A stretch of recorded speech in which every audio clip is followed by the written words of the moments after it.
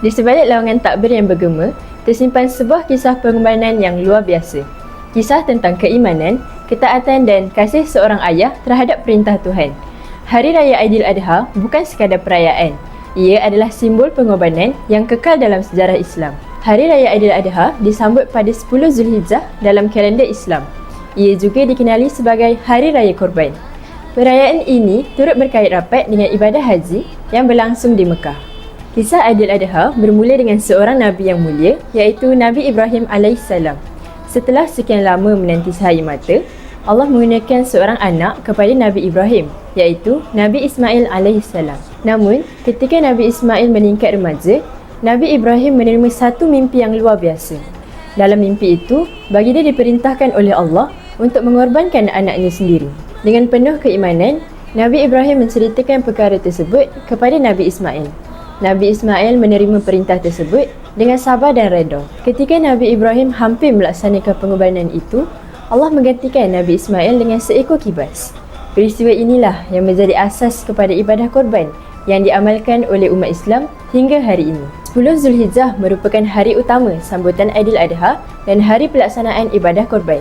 Sehari sebelum Aidiladha ialah hari Arafah, hari penting bagi jemaah haji untuk berwukuf di Arafah. Hari Tasyrik pula berlangsung dari 11 hingga 13 Zulhijjah, di mana umat Islam digalakkan bertakbir dan meneruskan ibadah korban. Antara tokoh-tokoh Islam yang terlibat dalam mulanya pensyariatan ibadah korban ialah Nabi Ibrahim AS, yang turut dikenali sebagai simbol ketaatan kepada Allah. Nabi Ismail pula menjadi contoh kesabaran dan kepatuhan seorang anak.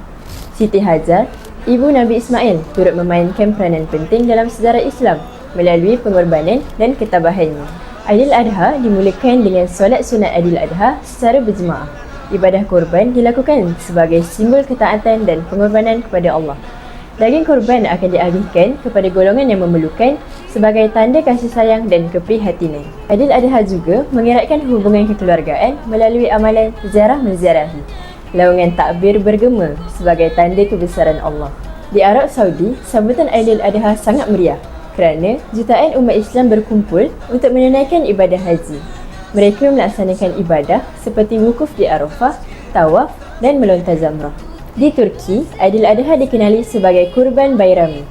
Masyarakat akan menziarahi keluarga, memberi sedekah dan membantu golongan yang memerlukan. Di Indonesia, sambutan Aidiladha turut diraihkan secara besar-besaran dengan aktiviti korban dan pengagihan daging kepada masyarakat. Di Pakistan dan India, Aidiladha disambut dengan penuh warna-warni budaya, namun tetap mengekalkan semangat pengorbanan dan kebajikan. Walaupun berbeza budaya dan bahasa, Aidiladha menyatukan umat Islam seluruh dunia dalam semangat keimanan dan persaudaraan. Di Malaysia, Hari Raya Aidiladha disambut dengan penuh kesederhanaan dan penghayatan. Sambutan dimulakan dengan solat sunat Aidiladha dan lawangan takbir raya.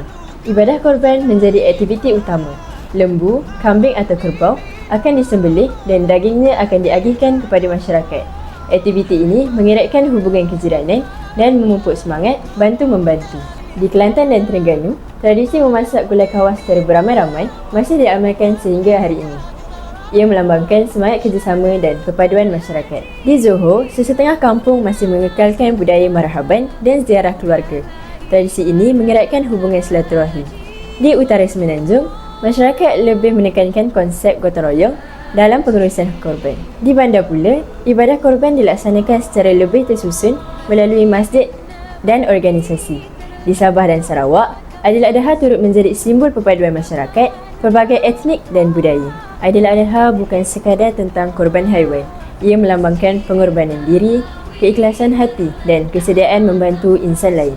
Melalui perkongsian rezeki, masyarakat belajar erti kasih sayang dan kemanusiaan. Hari Raya Aidiladha mengajar kita tentang erti pengorbanan sebenar. Pengorbanan masa, harta dan kepentingan diri demi kebaikan. Semoga semangat Aidiladha terus hidup dalam hati kita semua. Selamat Hari Raya Aidiladha. Pengorbanan membentuk keimanan. Itu sahaja buat video kali ini. Kalau korang suka dengan konten berilmiah, jangan lupa untuk like, share dan subscribe.